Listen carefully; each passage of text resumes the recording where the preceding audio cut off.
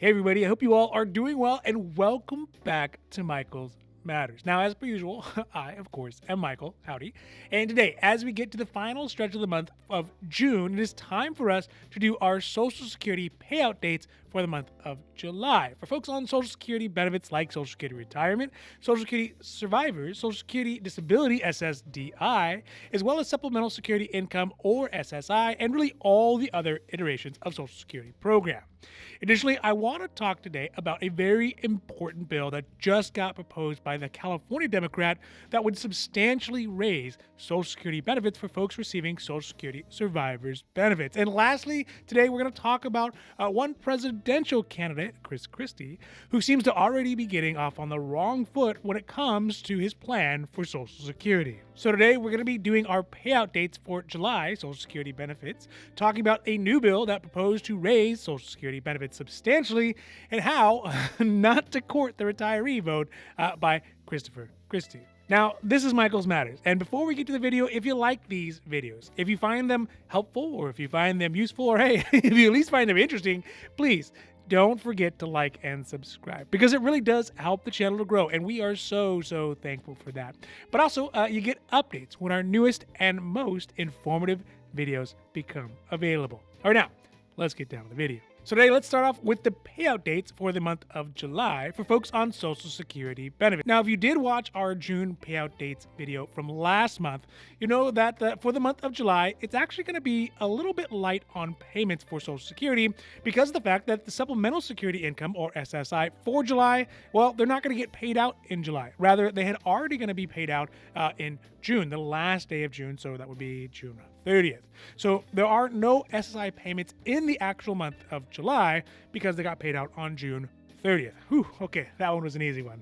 Next up in the month is going to be for those folks who either started to receive Social Security benefits prior to 1997, who are, I guess, grandfathered, maybe literally and figuratively, into this program, or for folks who are receiving both Social Security benefits as well as help from Supplemental Security Income, so SSI. So for these folks, this month's Social Security portion of benefits will be sent out on Monday, July 3rd. Now, keep in mind a couple of things that are happening. One is that if you get direct deposits, sometimes banks will hold the money for a little bit of time, so it could take a little bit longer.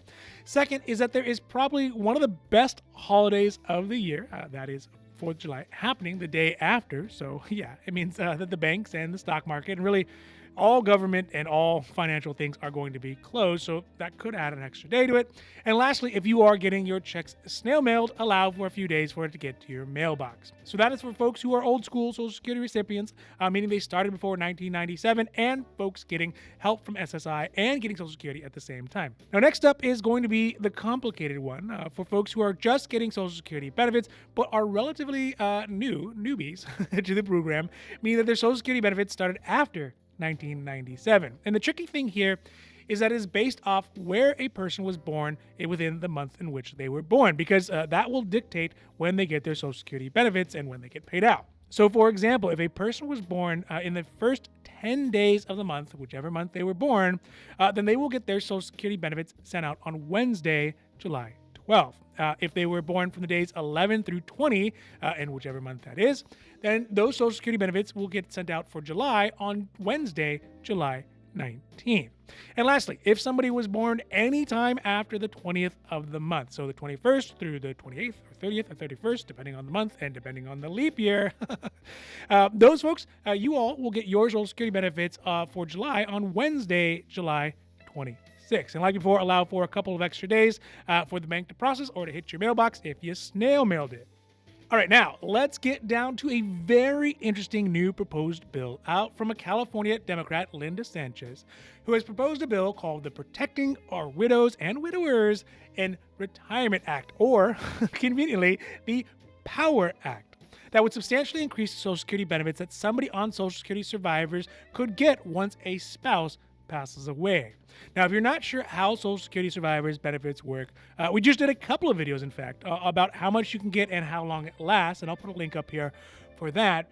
But this new bill, if it passes, would be a very powerful way to help widows and widowers to maintain their independence and quality of life that they have been accustomed to. It already has the endorsement of some really big senior advocate groups like the National Committee to Preserve Social Security and Medicare. This is because the long and the short of the situation right now is that under the current rules, if a household of two people, spouses, are both getting Social Security benefits, once one of the spouses dies, then the surviving spouse is able to claim whichever is the highest of the two Social Security benefits, but they are not able to claim both of them. So yes, their individual Social Security benefits will likely go up, but the total amount of benefits that are coming into the household actually begin to drop pretty dramatically. Think about it. If we look at the average Social Security retirement benefits as of May 2023, which were at $1,836.06, and we look at the average spousal benefit for that time at $894.81, then that means that while both of these spouses are alive,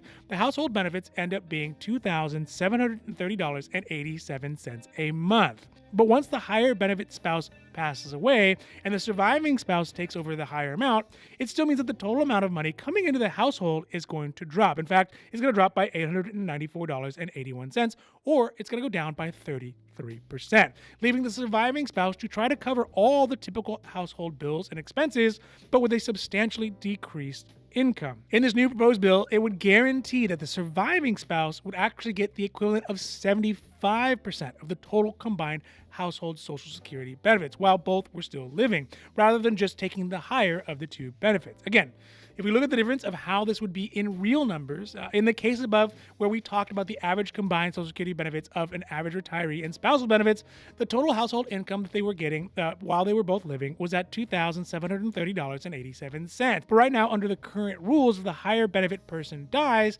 then the spouse's income would drop down to $1,836.06. But under this proposed rule, if it was to be moved to 75%, it would mean that after the higher income spouse dies, then that benefit would drop down to $2,048.15, or obviously 25% down. When we compare the two numbers, though, we can see that the difference in benefits for surviving spouses comes out to a decent amount at $212 a month, or about 12% more than what they would have gotten under the current rules, which can really make all the difference in the world in a monthly budget, and again, keep the surviving spouses able to stay financially sound and independent for longer. So we'll definitely have to keep an eye out for this one and watch how far this one makes it. Lastly today, one of the newest entrants into the presidential race, that is Chris Christie, on the Republican side, has been leading his presidential sales pitch by hyping up a couple of ideas about how he would make cuts to the Social Security program, primarily raising the retirement age and putting an income limit on who could get Social Security benefits. So first, on the program's Squawk Box, Christie said that even if it does come to reforming entitlements, we quote-unquote have to look at things like means testing for the wealthy who don't need to get Social Security, end quote.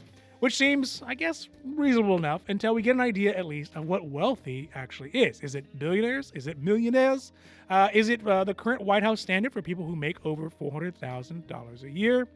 Really wealthy is a word that, when you really think about it, doesn't really mean anything. But in a way, it does seem kind of reasonable to me, because what it would do is it basically make Social Security into a retirement insurance program, not a retirement pension program. So basically what happens is you pay in, and if you end up in a situation where you are no longer able to work because you're disabled or because you're older, but also don't have the personal resources or assets to support yourself without a monthly Social Security benefit check coming in, then you'd be able to get access to it. I mean, think of it sort of like health insurance. Most people don't really use their health insurance, but they still pay it just in case there is a heart attack or a cancer or some random injury comes along. So Social Security would end up becoming more of a retirement insurance. But his next point is one that I strongly disagree with, like the most amount of disagreement that I could possibly disagree with, because he said, quote, secondly, for people in their 30s and 40s, we need to consider raising the retirement age, end quote. Now, I disagree with this one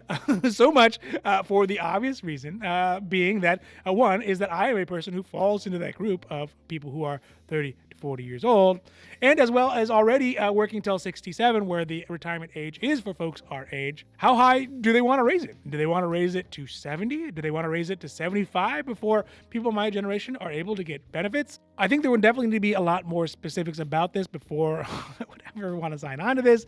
And also, I disagree because I don't have to work any longer than I have to. I guess what we see here is that candidate Chris Christie is pandering to two groups in the primary. So he's talking to Republicans, which are people who are quote unquote not wealthy. And again, I'm okay with that, but also people who are over the age of 40, because although he only specifically centers out 30 and 40 years old, anyone younger than that also would probably eventually be included in that as well. But it is these folks who are over the age of 40s who are going to be eventually retiring here in the near or sort of distant future. I say these are the folks who are going to be the beneficiaries of these changes, saying that they will keep the benefits the same for people in their 50s through 70s, those people who are potentially getting benefits or who are going to be getting benefits, and just make the 30-somethings pay for it with either money or, in this case, time, which, time is equal to money. So when I think deeply about this and I remove my own personal bias, it kind of makes sense. I would sort of be okay with it, depending on how long someone would have to wait longer, because we have a long enough runway that we can kind of figure out how to adjust it if you're in your 30s and 40s or younger for that matter. And also if there could be a guarantee that they wouldn't continually raise it later as we get closer and closer to that age. And those things I don't think can actually be guaranteed. So I don't know. I guess we'll have to see how this one turns out as well. These things are just early campaign promises. So overall, it looks like a couple of things are happening right now. Primarily, there are proposals coming out of both sides of the political aisle, that's Democrats and Republicans, to improve Social Security. Now, the word improve is almost as vague as the word wealthy. But what we see is that there is the standard red and blue playbook. Democrats want to give more people more benefits and figure out how to let everyone else pay for it. And Republicans, at least in the case of Chris Christie's, well, they want to cut benefits for potentially millions of people by making them to work longer to be able to get their Social Security benefit. And I think this plan has not panned out well, at least in recent years. If you just want to ask President Macron from France, you'll see that it didn't turn out so well for him. And I don't think it would turn out any better in America. I guess at this point, though, we will just have to see how this plan comes out by the end of Chris Christie's campaigns, if he does end up making it to the big show, because there will be considerable adjustments to it by then. We're still pretty early on. And either way, one thing is for sure is that Social Security is going to be a big, hairy deal in this year's coming up elections. In all, we are going to get some wild and crazy solutions to Social Security and some that are more reasonable. And hopefully by the end, we get a mixture of both, which can actually get us to a point where Social Security is back to stable and running again. All right, so that's it for today's Michael's Matters, and I really hope that you enjoyed this video. And if you did, if you found it useful, or if you found it helpful, or hey, if you at least found it interesting, please don't forget to like and subscribe, because it really does help the channel to grow. And again, we are so thankful for that. But also, you get updates when our newest and most informative videos become available. So for Michael's Matters, I'm Michael, hoping that you take care of yourselves, take care of others, and have a happy, healthy